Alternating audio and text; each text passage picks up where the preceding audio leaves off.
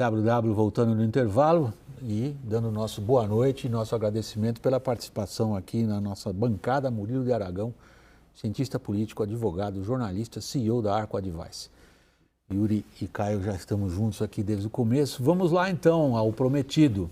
Essas imagens de união e solidariedade que a gente conferiu no começo desse programa e que o Prime Time transmitiu direto ao vivo durante todo o tempo.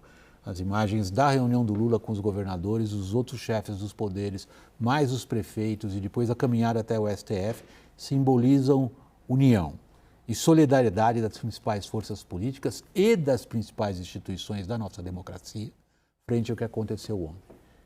O que muda da política daqui para frente? Primeiro, confira a reportagem de Carol Rosito. Um dia após os ataques, Augusto Aras pediu que o Superior Tribunal de Justiça investigue o governador afastado do Distrito Federal, Ibanez Rocha. A medida acontece em meio à insatisfação petista com o PGR. Após a reunião de líderes no Congresso, o senador do PT, Jean Paul Prats, disse no Twitter que no encontro expressou estranhamento com o silêncio total do Procurador-Geral da República. É necessário dizer que não faltaram o Ministério Público e o Poder Judiciário na busca deste controle. Todos os colegas estão mobilizados para impedir que este evento seja estendido a outras unidades da Federação. Por outro lado, o episódio de domingo pode mudar a relação de Lula com os militares. O Exército cumpriu de imediato a ordem de desocupação do acampamento em frente ao QG de Brasília. E Lula teve uma reunião com os comandantes das Forças Armadas. A CNN apurou que o presidente recebeu sinal positivo do apoio das tropas brasileiras, que na gestão passada sofreram forte influência do bolsonarismo. O encontro foi comemorado pelo ministro da Justiça. As Forças Armadas brasileiras, até aqui, se mantiveram fiéis à legalidade democrática. E isto é um evento que deve também ser saudado e homenageado pelos democratas do nosso país. Relatório do Grupo Eurásia aponta que, de imediato, Lula fortalece seu capital político com o apoio em massa de líderes no Brasil e no mundo, condenando a violência e o golpismo. Instituto de Pesquisa Quest monitorou as redes sociais e percebeu esse apoio entre a população. 90% das mensagens postadas em redes sociais ontem, nas primeiras 4 horas, já mostravam uma altíssima reprovação, rejeição da população ao que aconteceu. E quais serão os efeitos a longo prazo? Ainda que os ataques de domingo esvaziem, por enquanto, o movimento bolsonarista, o episódio serve para lembrar que Lula tem pela frente um país profundamente polarizado. Com o tempo, a manutenção do apoio popular ao presidente vai depender de outros aspectos, principalmente, dizem os analistas, da economia. A confluência de resultados econômicos negativos com a existência de uma oposição mobilizada disposta a voltar para as ruas poderá dificultar a governabilidade. As análises também projetam que a polarização política poderia ganhar mais força a depender da severidade das punições que possam ser aplicadas a Bolsonaro, entre elas a perda dos direitos políticos. Governistas querem responsabilizar o ex-presidente. O senador Renan Calheiros pediu hoje no STF a extradição de Bolsonaro. Ontem, ao decretar intervenção federal, Lula levantou suspeitas da participação do agronegócio, setor de forte apoio a Bolsonaro, nos atos golpistas e culpou o ex-presidente pela escalada na violência. Todo mundo sabe que tem vários discursos do ex-presidente da República estimulando isso. Ele estimulou a invasão na Suprema Corte, estimulou a invasão, só não estimulou a invasão no Palácio, porque ele estava lá dentro. Lula faz frases fortes, boas, tem experiência. Murilo, o que a gente pode antecipar de alterações no panorama político? Ou uma provocação ao seu intelecto, ou passadas essas fortes emoções, esse sentimento de união e solidariedade provocados pela barbárie de ontem, nós teremos business as usual. Bom, boa noite a todos. O que aconteceu no domingo foi o episódio mais grave desde a redemocratização, pelo menos, né? E talvez não tenha paralelo na história política moderna do Brasil. E terá consequências profundas, é uma cicatriz que irá ficar por muito tempo. Porque não foi um ataque apenas ao resultado eleitoral, foi um ataque às instituições, ao Supremo, ao Congresso e ao Poder Executivo. Como consequência, nós veremos esses 3 poderes unidos, né, em resposta ao que aconteceu. Essa resposta, é evidente, poderá aumentar a polarização. No entanto, tanto o bolsonarismo quanto o lulismo dependem daqueles que não são nem bolsonaristas nem lulistas. E o episódio de ontem retira força política do movimento bolsonarista. O Bolsonaro fica menor a partir do que aconteceu ontem. Ainda que ele não tenha ou possa não ter diretamente envolvimento na questão, ele é afetado pelos resultados, porque uma parte expressiva dos seus apoiadores está envolvido nesse episódio. Então, a consequência política que eu vejo, a primeira é uma união institucional forte, que terá repercussões. Eu vejo que a decretação da intervenção na Secretaria foi uma decisão política. Aprovada pensada, agora em votação simbólica na Câmara. Na Câmara, imediatamente o próprio Congresso foi convocado extraordinariamente para fazer essa votação e o Supremo adiante decidiu pelo afastamento do governador Ibanez. Então, essa situação ela é inédita, ela une os poderes em torno de uma resposta clara ao que aconteceu. A segunda consequência é sim o enfraquecimento político das forças bolsonaristas. Isso não quer dizer que o Lula e a base governista irá tratorar o Congresso Nacional de agora em diante, não. Porque as agendas são complexas, as agendas são divididas e a base política também de apoio ao governo é dividida. Vamos colocar isso, essa é uma pergunta clássica para analistas políticos, Yuri e Caio. O que vocês antecipam de possíveis mudanças ou não no sistema político? Eu vejo o seguinte, William, essa união, né, institucional ficou simbolizada principalmente pela foto de hoje e pelo quanto o Lula consegue antecipar cujas imagens enquanto você fala, Yuri, continue falando. O nosso público acompanha. E ele próprio menciona na reunião a antecipação desse chamado dele para os governadores, que ele iria fazer no fim do mês, faz agora pela necessidade do momento, mas mantém ainda a relação, essa tentativa de proximidade.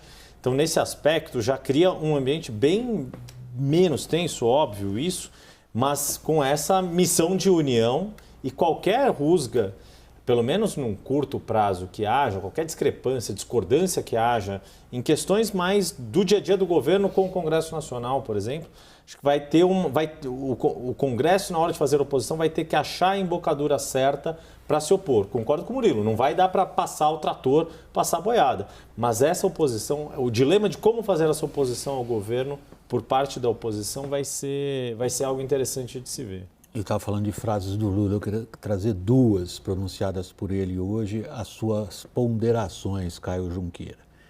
Ele, ao discursar perante os governadores, diz que a nossa democracia, ainda incipiente, ela sofreu já duros golpes, entre eles o golpe do impeachment da presidenta Dilma, palavras de Lula.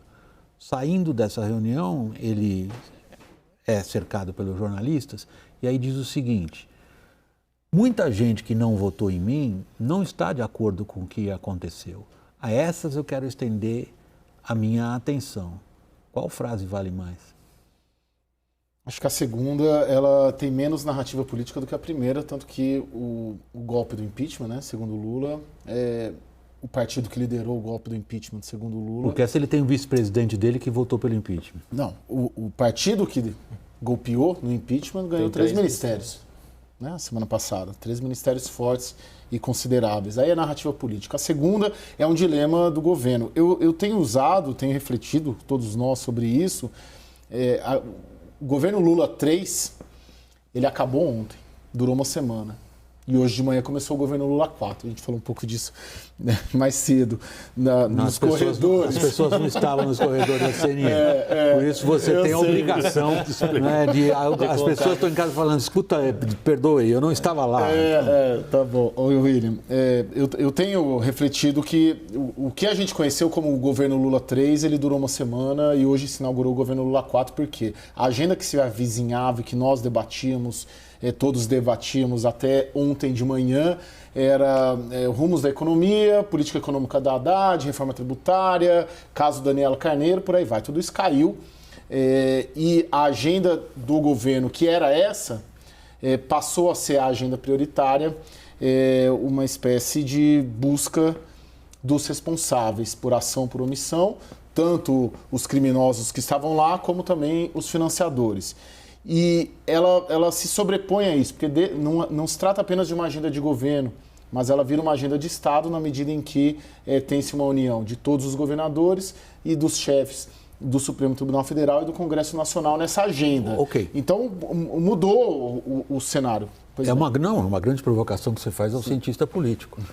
Porque o que ele está, no fundo, dizendo é o seguinte, há uma database aí, sem dúvida, há uma linha traçada. Mudou a agenda. Agora, essa agenda ela não vai prosseguir para sempre. Quer dizer, vai chegar um momento, provavelmente vai se abrir uma CPI no Congresso, então vão ter debates.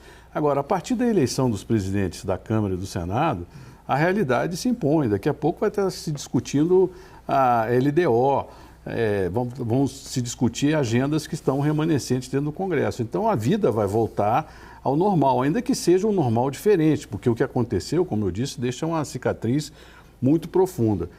Há uma palavra aí a respeito do impeachment. O presidente Lula tenta estabelecer uma espécie de retropia, que é uma utopia do passado. Ele, quando diz que é um golpe, mas é importante lembrar que o Supremo Tribunal Federal validou o processo de impeachment. Então, você pode com o Lewandowski ali presente nessa reunião. Então, a gente tem que ter cuidado, porque ali o discurso político fica contaminando o discurso, as avaliações de mérito e de realidade no momento. Então, é importante separar bem isso aí. Agora, o fato é que, sem dúvida, eu talvez não seja tão radical quanto o Caio dizer que o governo Lula 3 acabou. Eu acho que o governo Lula 3 começou... O Caio é um provocador. É o agente provocador. O governo Lula 3 começou exatamente quando ele ganhou a eleição, né? E aí ficou nessa confusão contra a privatização, demoliu as expectativas do mercado, as empresas perderam muito valor, ficou um temor enorme, uma incerteza econômica enorme. E, evidentemente, o que aconteceu ontem soterrou essa agenda. Agora, soterrou essa agenda. Minha provocação agora. Ela soterrou essa agenda. Agora, ela vai voltar, porque adiante você tem um juro futuro determinado pelas expectativas do mercado, não é pelo Banco Central. Tem um comportamento da Bolsa e tem um comportamento do câmbio. Você tinha até anteontem um paradoxo, que era estrangeiro apostando no Brasil e brasileiro apostando contra o Brasil. Tinha um movimento de saída de recursos, de divisas de brasileiros para o exterior e vinda de divisas do exterior para o Brasil. Então, era uma situação atípica por conta da nebulosidade em torno da política econômica. Agora a questão fica soterrada, evidente, mas ela vai ser... vão acabar levantando esses escombros e esses temas vão voltar, misturados aí com essa questão acho que tem um política. Termômetro interessante para a gente avaliar, me chamaram a atenção isso mais cedo. Porque é inegável que esse episódio, o rescaldo do episódio e todas as consequências ainda vão ficar no holofote um bom tempo, essa semana, a próxima.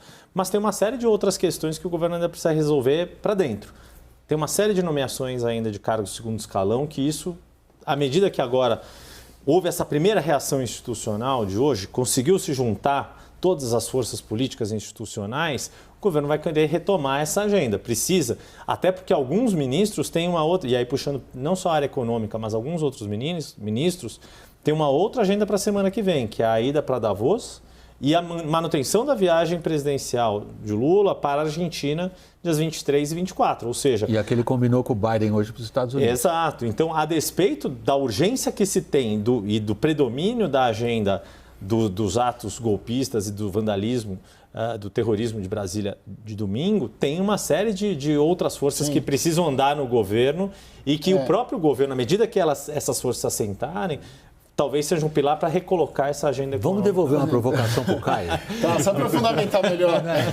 Não, porque... Já vamos para o Lula 5. Nosso desafio é transformar... O Lula 4 não abandona a agenda do Lula 3, agrega vou te falar outra. uma frase que não é minha, mas é de um grande jornalista, que nosso desafio é transformar pensamentos sofisticados em manchetes brutais. Não, isso não. A frase, muito obrigado pelo elogio, só que a frase você está citando errado. A frase é o seguinte: a minha prerrogativa profissional consiste em transformar raciocínios sofisticados em manchetes brutais. Foi isso que eu fiz. Então, você fez uma manchete brutal. Vamos usar uma brutal provocação, então, Caio. Quando a gente fala que a agenda, vamos pegar a tua analogia, acabou o Lula 3, começou o Lula 4. A agenda, afinal de contas, qual seria então, após as barbáries de ontem? Seria manter uma linha dura, necessária, na minha opinião pessoal, em relação ao que foi feito, aos seus financiadores, seus participantes, seus organizadores e os seus inspiradores, ok? E, ao mesmo tempo, tentar buscar algo que a gente vinha chamando até aqui de pacificação. Pacificação ficou pelo caminho? A linha dura acaba sendo legitimada porque havia uma divergência dentro do governo até que ponto avança-se ou não contra os bolsonaristas, em razão de que há uma leitura de que um avanço muito forte poderia tensionar mais o país. Mas quando eu coloco essa questão do Lula 3 e Lula 4, é que essa agenda que começou depois da vitória e para mim acabou ontem, a minha dúvida, eu não tenho essa resposta ainda, é se essa agenda econômica, intervencionista, predomínio da ala política sobre a ala econômica, se ela será, a partir do que aconteceu ontem, reforçada ou fragilizada. Ou seja, se o governo Lula 4 se abrirá mais... Ele insiste. Se abrirá mais para as avaliações divergentes que há dentro do governo, inclusive em aspectos econômicos, porque a alternativa é isso aí. A alternativa é isso aí. Ou se o fato da alternativa ser isso daí, que estamos vendo ali na tela, não faz o governo aprofundar o que vinha tratando nesses 2 meses de transição, mais uma semana de governo. Uma boa pergunta. Caio, você lembra que na sexta-feira o presidente fez um pronunciamento após uma reunião ministerial onde disse, olha, nós temos que obedecer ao Congresso. Então ele estava dizendo, ele estava dando uma mensagem claramente pragmática. Então ele sabe que dentro do governo dele existe um embate surdo entre os pragmáticos e os dogmáticos. E os dogmáticos tentam impor suas agendas, inclusive dando declarações, como por exemplo a do ministro Carlos Lupe, quando ele dizia que teria uma reforma da Previdência, ou seja, ele estava tentando fazer uma agenda. Aí o presidente vem e diz, não, quem fala sou eu e a agenda quem decide somos nós aqui dentro. Então, eu vejo o presidente marchando numa direção pragmática.